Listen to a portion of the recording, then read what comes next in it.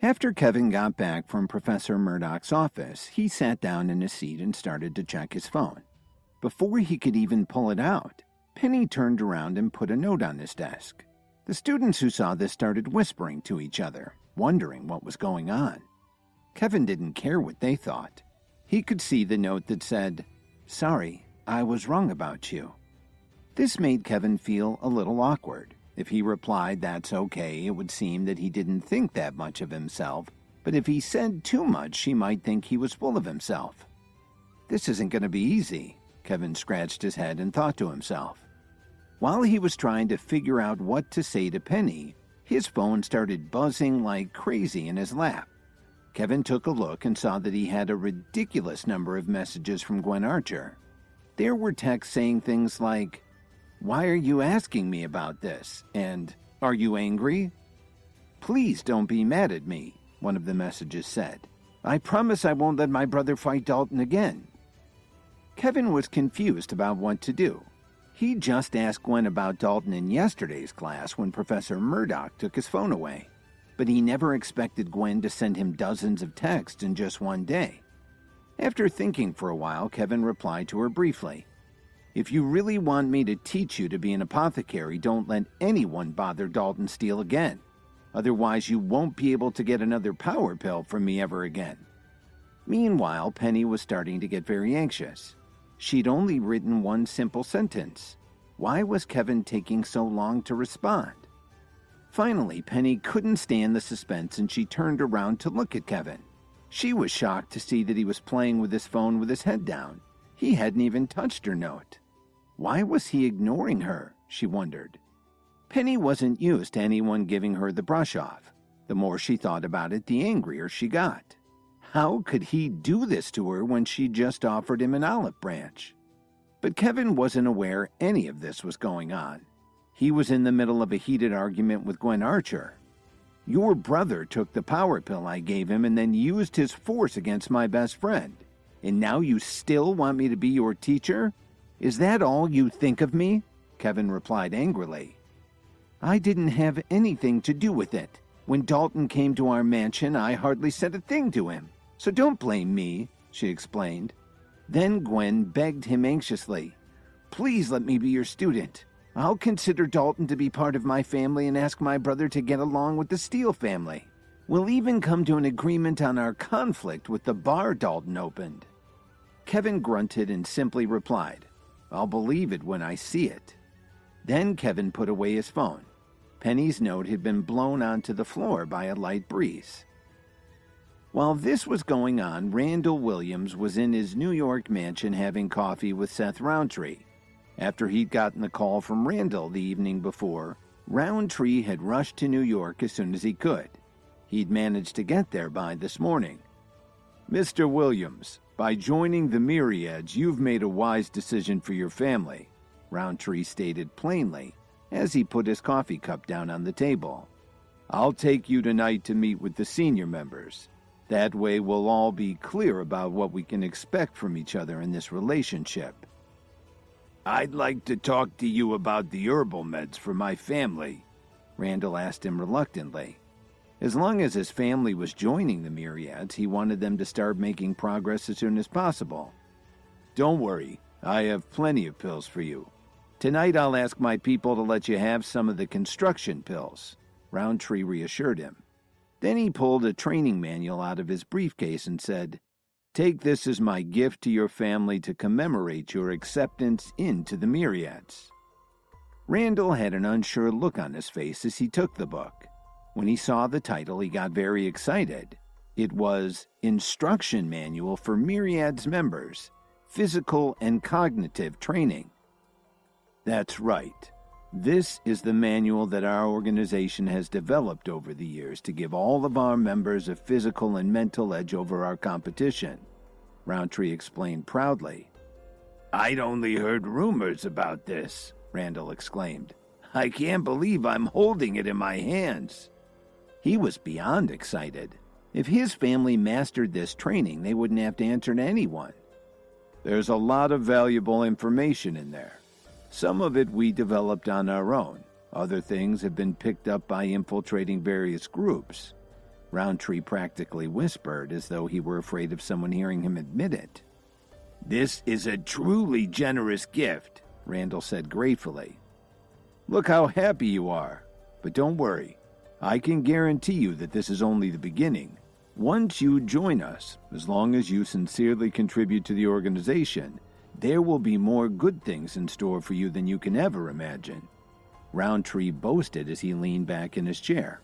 Then he said more soberly, "But there are other groups that are unwilling to share. Does that sound right to you?" "What you're saying makes sense," Randall replied distractedly. But at the moment he couldn't take his eyes off the manual that Roundtree had given him. "Okay, I still have some business to attend to. Make sure that your family gets started right away. The construction bills will be delivered by 10 o'clock tonight at the latest," Roundtree assured him. Then he said, "I have to get going." Roundtree closed up his briefcase and headed out the door, leaving Randall to flip enthusiastically through the book. At the School for the Healing Arts, they included a physical education class in the curriculum. It looked a lot like what you might find at any ordinary college. The big difference was that their instructors in basic martial arts techniques had highly specialized training, and the class itself was grueling. In a 2-hour class, they only rested for a few minutes at a time. Kevin was assigned to Group 24, which was training close to Phoebe Anderson and Sherwin Blair, who were in Group 25. Kevin had already moved way beyond the basic moves that were being demonstrated in the class, so he found a shady spot and lay down on the ground where he could watch the rest of the students practice. Suddenly, Lily walked up to him holding 2 bottles of water. She smiled and offered one to Kevin. "Sweetie, do you want some water?" Kevin nodded and returned her smile. He popped Lily's bottle open and handed it back to her. Lily sat down right next to Kevin and put her head on his shoulder. A few of the men in the class who were interested in Lily were very jealous of Kevin when they saw this. "Hey, isn't that Lily? Who's that guy she's sitting with?" one of them asked. "You don't know who that is? I thought everyone had heard of him. He's Lily's husband," another student explained to him. "Didn't you say their marriage was on the rocks? They definitely aren't acting like it," he replied. Kevin could hear their discussions and he started to smile. He'd also felt that Lily had become more and more affectionate lately.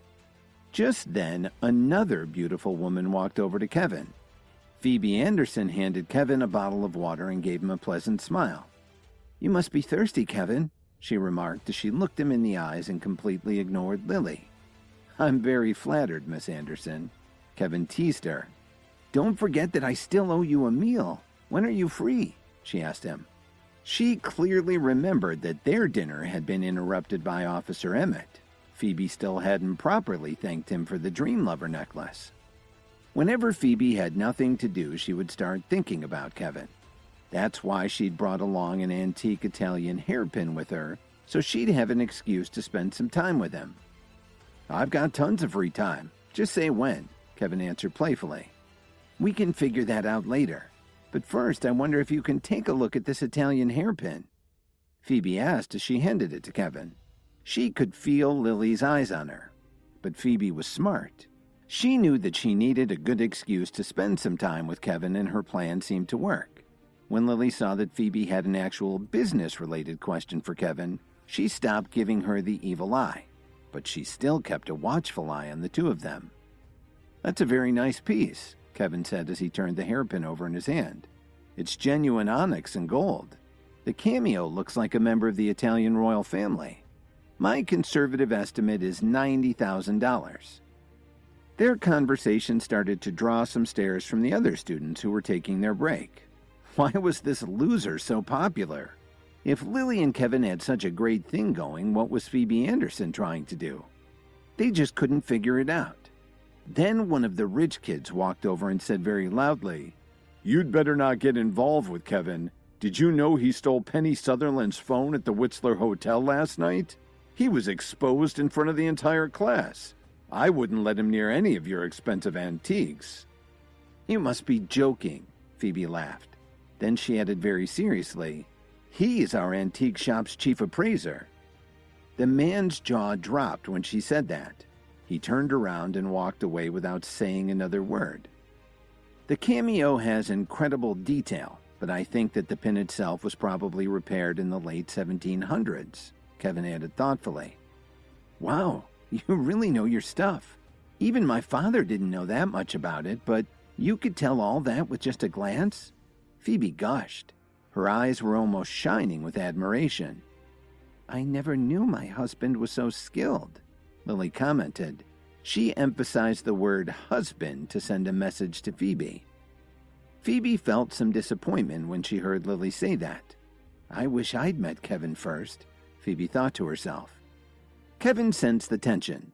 Just as he was about to say something to change the subject, he heard a firm voice telling him to have some more water. It sounded more like a command than a friendly request. The three of them turned around at the same time to see who it was. Kevin gulped nervously when he saw Penny standing there looking down at him. The students who had been watching Kevin so enviously for the past few minutes couldn't take it anymore. What the hell is this? Now Penny's giving Kevin water too? One of them commented. What's he got that I don't? Another one said. They had no idea what these three women saw in the guy. It was bad enough that Lily and Phoebe were fawning over Kevin, but now Penny was joining in. What's this about, Penny? Kevin asked her inquisitively. He couldn't figure out what she wanted from him. I just wanted to say that I was wrong about you, Kevin. Take this bottle of water as a peace offering, Penny said coolly. No one knew just how conflicted Penny was feeling as she did this. She was from a very important family and was usually very reserved. It was a big deal for her to offer something to a man that lots of people in the school thought was such a loser. But she also knew that what had happened that morning had been her fault. She'd treated Kevin like a thief and almost had him thrown out of the school when he'd only been trying to help her. On top of that, when Penny passed that note to Kevin and he didn't reply, she couldn't think of any other way to make it up to him. Don't worry about it, Penny. It was a simple misunderstanding, Kevin said graciously. He could feel all the eyes on him, and it didn't feel too good. I always try to deal with people fairly, she explained. How about if I treat you to dinner sometime? The more nonchalant Kevin acted, the more Penny felt sorry for him. She didn't say it very loud, but everyone heard her invitation very clearly. The guys who had a crush on Penny just couldn't stand it. What the heck did she see in him? Kevin was starting to make a lot of enemies in his class without even trying. Lily and Phoebe were also a little wary of her. Was Penny an old friend of Kevin's? Why was she inviting him to dinner? Phoebe was starting to feel very uneasy. She was already in competition with Lily, and now there was someone new she had to deal with. But Lily was getting even more nervous. She knew exactly who Penny was. She was from the most important family in the city, and she was also very attractive. Lily was afraid that Penny might try to steal Kevin from her. Right then, Lily promised herself not to let anyone take her husband away from her, and it was up to her to do something about it. Hi, Kevin here. If you're wondering what happens next, then stay tuned on the Pocket FM Universe channel for more episodes.